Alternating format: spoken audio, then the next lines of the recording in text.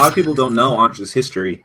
He was actually born in Latvia, which is a Eastern European country of Russian heritage, and he served there, and he was actually inducted into the child military there, child soldiers, and was rescued and came to America due to some sort of missionary campaign. He was taken out of Latvia in his he actually served as a sniper in the child military out there, and then he moved here when he was about 12. So he's got a little bit of PTSD, but he copes with it well, and he carries his training over into his jiu-jitsu and the intensity as well. You won't see someone with a better work ethic. He gets a little crazy when someone hits him in the gym or rolls into him or somehow injures him. He'll just laugh maniacally. There's no yelps or ow or what the hell. It's just maniacal laughter. It's really, you get used to it. In the gi here, we're probably going to see a lot of worm guard from Andres. He's a key component in the future and current development of worm guard. He's really taken it and ran with it. Even when I sometimes in neglecting cultivating it anymore, Andres keeps up the work. He's one of the chief worm guard scientists.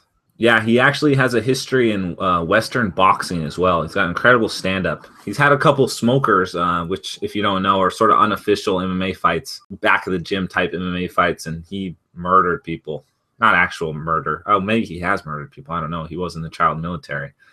Yeah, he really works people with his head movement. Just no one can put their hands on him. He's sort of a DOT guy, damage over time. He'll just pepper you up with his jabs and then work his high kicks to finish you off. Andres, he's so committed to jiu-jitsu that he has actually cut 40 pounds to make a weight division before. He ate exclusively broccoli, Brussels sprouts, and chicken breast and cut down to 130 pounds for his brown belt fight career. He currently walks around at about 170 pounds. He's got exceptional head movement. He uses what's called the triangular head movement, where his head moves in about like a triangle fashion, and you just can't hit him. It's too unpredictable. Most people practice like bilateral head movement, where they're just going left to right, maybe up and down. But Andres, he works into the pyramid triangle formation, and it's unique to his standing style. And you're not going to see that anywhere else except in Andres Bernovskis. His jiu-jitsu game reflects a lot of his unorthodox striking as well. You'll see he's very dynamic in his jiu-jitsu. Not a lot of flow. It's more about like impact. You'll see. He says he sets up his sweep the same way he sets up his sniper shots, which is where he loads the gun, aims the rifle, and then takes a shot one at a time, rather than doing what other people may. They try and set up their sweeps over time, maybe trying multiple sweeps at a time. He really takes his time and then makes sure that that sweep hits. It was borderline insane when he cut that weight, but he did it. He walked around almost as if he was a victim of anorexia, but he did it. He actually won Pan Ams even with that incredible weight cut. He's incredible. He has an incredible grasp of human language too. He speaks 3 languages: Latvian, English, and Turkmenistan. He actually served in Turkmenistan in the Peace Corps for a year. He took a year off from jiu-jitsu when he broke his leg, and he served in the Peace Corps in Turkmenistan, where he exclusively played chess during his time there to pass the time. It can be a lonely place in Turkmenistan. Andres' nickname is the Sniper. Andres the Sniper Bernovskis, coming from his military days. Andres did great in the Pan Ams this year, taking 3rd after letting JT Torres move on to the finals to take gold. Guard to the back. Yep, I would say that too, Don. Back take from reverse Delaware worm guard with some shin-to-shin action is what we're going to see from Andres. I suspect this other guy, he looks like a top player. I think he's going to relinquish the bottom position to Andres, and that's going to be his crucial mistake. Andres pulls immediately De La Riva. He's opening the lapel with his right hand. It looks like he wormed in the belt here. Oh, he got the lapel already. It looked like he set up the worm on the belt first, immediately setting up reverse Delaware worm guard. Looks like he bailed on a little. The blue here is attempting to step over the foot, but it's very hard to step over the foot in reverse Delaware worm guard. You see the shin to shin. Andres is trying to elevate that. He may try and take it into a single leg X variation, but he's switching out of the deep De La Riva, reverse Delaware worm guard, sweeping straight to mount and setting up, thinking about the armbar, but letting it go, attacking the back immediately. Kept his knee over the blue's knee to make sure that he really secures that back mount position. Incredibly fast. That was lightning quick with his worm guard. We need a worm guard highlight of that. Now from here, it's going to be very easy for Andres to solidify the back. He gets in the second hook. I think we're going to see a bow and arrow here. At this point, this guy is going to realize that he is outclassed, and he's going to just turtle up and try and defend at this point. He's probably not going to be able to mount any offense. Andres relinquishes the back to attack the armbar. I like it. Going for the kill like always. Those instincts kicking in. He just wants that arm. If you don't give him the arm, he'll take the triangle, though, so watch out.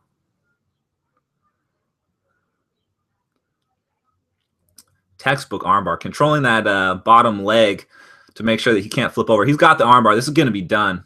I don't see this guy escaping. Oh, my goodness. But then he's... Oh, wow. What an escape. This guy is fighting hard, but we're just going to see a repeat. He's going to sit back on an ankle lock. That's not going to work because Andres is just going to sit up, take the weight off that ankle lock, start to put pressure, forcing the leg drag.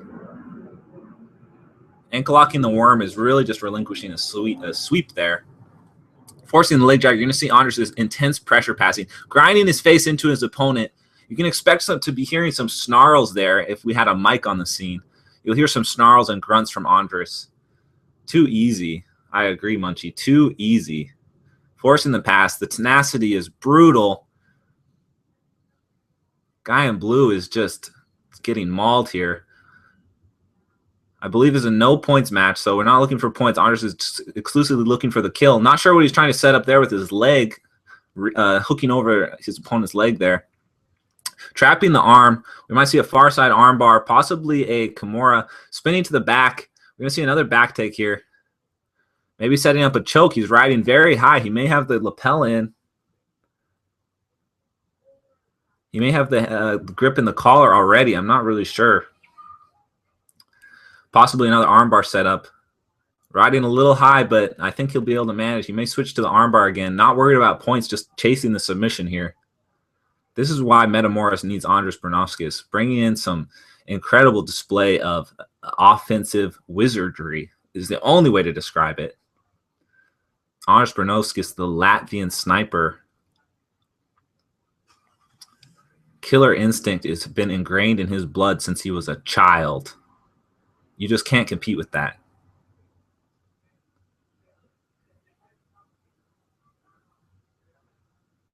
Digging for the neck here. We may see the match slow down a little bit. The pace was kept very high up until this point.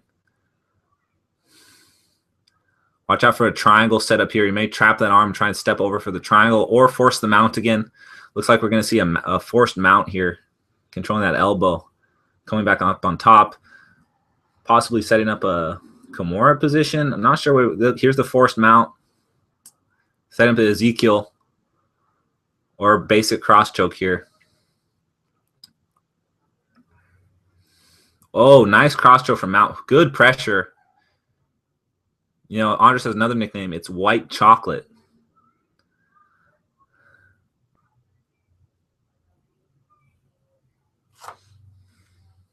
He got the name White Chocolate while he was attending school in Cleveland, Ohio, at a predominantly African-American school. He's the lone Caucasian at the school, but with an incredible skill for dance. And there would start chants, white chocolate, and Andres would perform his popping and locking, which he is known for in the dance community.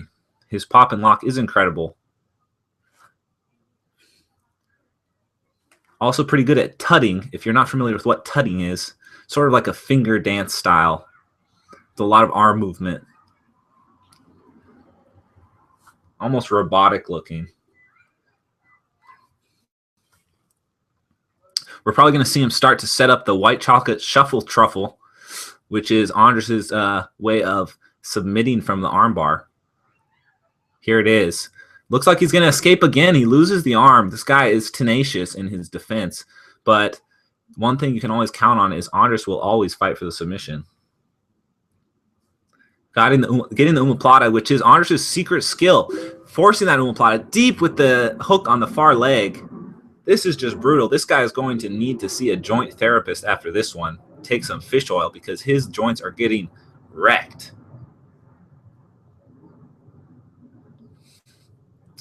He's going to force this omoplata here.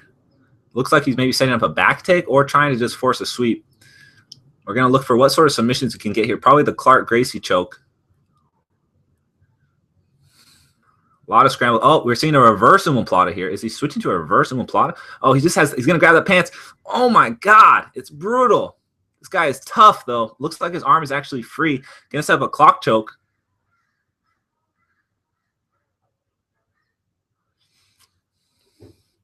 It's locked in tight. Really dominating this situation. Showing incredible jiu-jitsu here. Andres has been training for almost 10 years now. When he was a child, he was quite chubby, actually, when he was about 15.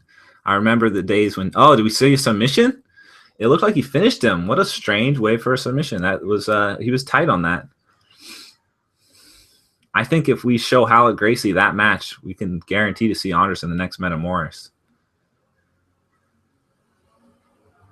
Best match ever. That is definitely going up on YouTube. Someone rip that and put that on YouTube. God damn it. Earning his spot as the victor, Andres Bernaskis, a.k.a. the Sniper, a.k.a. White Chocolate, a.k.a. the White Truffle Shuffle, displaying his grasp of the English language. He picked up English quicker than most, with almost no accent at all, due to coming to America at such a young age. I think all the submissions happened so fast. He had about 3 submissions going at the end. I don't even know which submission it was. Incredible. I think when that match gets posted to Facebook, it's going to get shared around quite a bit. 100 submission attempts in about 6 minutes or less. Andres was actually sick the day before this tournament, or this super fight. He had come down with a fever, and he was collapsed on the stairs at my house. And I said, Andres, are you going to be okay? He said, I'll be fine. I've been through worse. And here he is putting on a show, even though he was recovering from a sickness. Incredible display with a nice backpack.